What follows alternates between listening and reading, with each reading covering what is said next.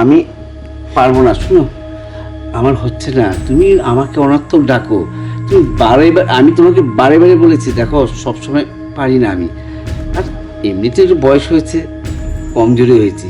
তুমি যখন খুশি তখন চাবে, সেটা দিতে পারবো না। তুমি পারবা না ভালো কথা, তাহলে আমার ভালো জায়গাটা তুমি নষ্ট কেন করো বলো তো আমারে? আর উঠো তো বাঘের মতো আর নামও তো বিলাইয়ের মতো, এটা কি হয় কখনো কও? তোমাকে বোঝাতে পারবো না, আসলে জিনিসটা এরকম, প্রথম ভাগ লাগে, পরে এটা বিলে হয়ে যায়। কারণ কমজোরি যারা, তা আমি তাদের মধ্যে একজন, বুঝছো? শোনো, তুমি ঘুমিয়ে যাও, ঠিক আছে? আমি আমি একটু বাইরে থেকে আসছি। যাইবাই তো, আমার শরীরে আগুন জ্বালায়া তুমি এখন যাইবা গা, এ তো আমার আগুন নিবাইব কি? আহা, এই বিয়ের পর থেকে আগুন আগুন আগুন। তোমার বাপের বাড়ি কি খানদানে আগুন ছিল? খানদান গোষ্ঠীতে সে আগুন নিয়ে আসো, খালি আগুন। সংসার করো, ঠিক আছে, সবই তো পাচ্ছ, খাওয়া দাওয়া বাড়ি গাড়ি সবই পাচ্ছ, শুধু স্বামী একটু সুখ পাচ্ছ না। অসুবিধা কি? স্বামীটা পুরো মেনে নিতে হয়। এই সমাজে এই দেশে অনেক নারী থাকছে, তুমিও তাদের মতো থাকো।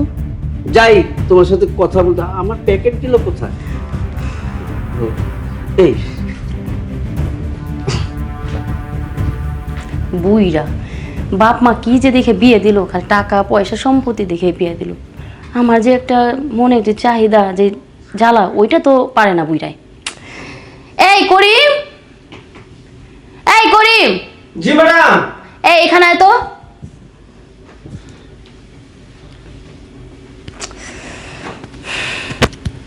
একটু ভাল লাগে না, প্রত্যেক দিন এরকম হয়। এত রাইতে ম্যাডাম কি লেগে ডাকতেছেন? সাহেব কই? আরে তো সাহেবে বাইরে গেছি। তো কি কিছু কইবেন? পানি টানি লাগবো আর না চা বানা দিমু? কিচ্ছু লাগবে না, শুন, মনে হয় তো ঘুমাইছিলি তাই না? ঘুমাই গেছিলাম ম্যাডাম, সারাদিন পরিশ্রম করছি তো, শরীরটা ক্লান্ত। তোর কেমনে যে ঘুম হায় আমি বুঝি না, আমার তো ঘুম আসে না। কে ঘুমাইবো না? কে সারাদিন কাম করে চিন্তা পইরা ঘুমাই ম্যাডাম। হ্যাঁ, তুই তো আজকে 6 মাস ধরে বইয়ের কাছে যাস না।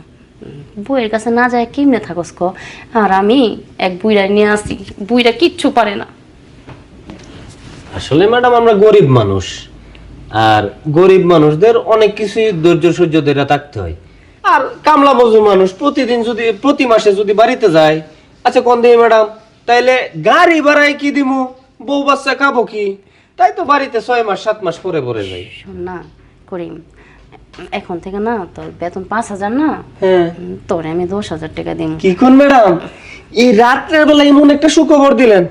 যাক, আমি বউরে ফোন দিয়া কমু, ম্যাডাম আমার বেতন ডাবল করে দিছে।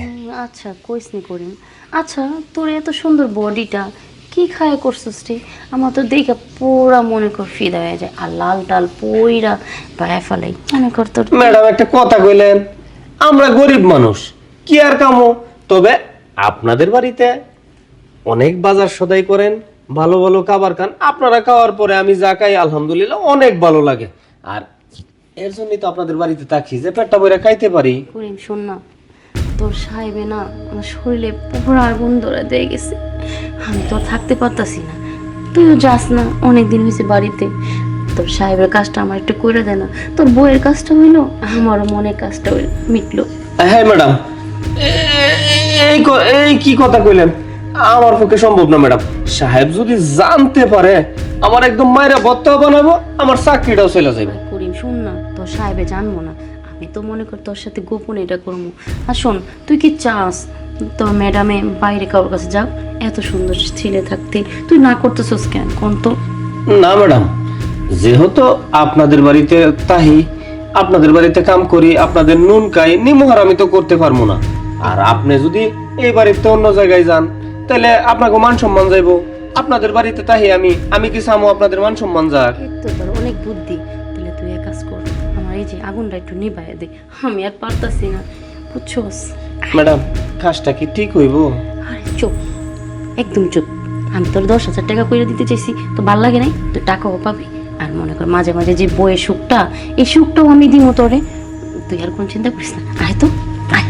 এত করে কইতাছেন, আমি আর কি করি? ম্যাডাম একটা কথা কই কি? ওই দিন যখন গোসল করতেছেন, আপনার পুরা শরীরটা দেখা আমার এমন ভালো লাগছে, আমি ভাবি নাই যে কোনোদিন আমারে এরকম লোভনীয় অফার দিবেন। দুষ্টু, তুই তো খুবই দুষ্টু। তো দেখছো যে জন্য আমাকে সরাসরি বলতে পারতি না, ভয় না, তো পাইছি। শখ বেশি করে দিতাম। সমস্যা নেই, আজকে দেখতে পারছি, আরো ভালোভাবে দেখবো, সমস্যা নেই। করিম রে, তুই যে আমার কি শান্তি দিলি, কোয়ার মতো না। বুঝতে পারছি ম্যাডাম, আমিও খুব শান্তি পেয়েছি। যাই হোক, সাহেব যদি আয়া পড়ে না দুর্ঘটনা ঘটে যাবো, আমি চলে যাই আমার আচ্ছা রুমে। সাহেব, যা যা যা, তুই ঘুমায় থাক, যা। কালকে সকাল ডাক দিবনি। এখন যে ঢিলটা শান্তি হইলো, যাই আমি তাহলে ফ্রেশ ট্রেশ হয়ে আসি গা, বুইরা কখন যে না বড় আয়া পড়ে।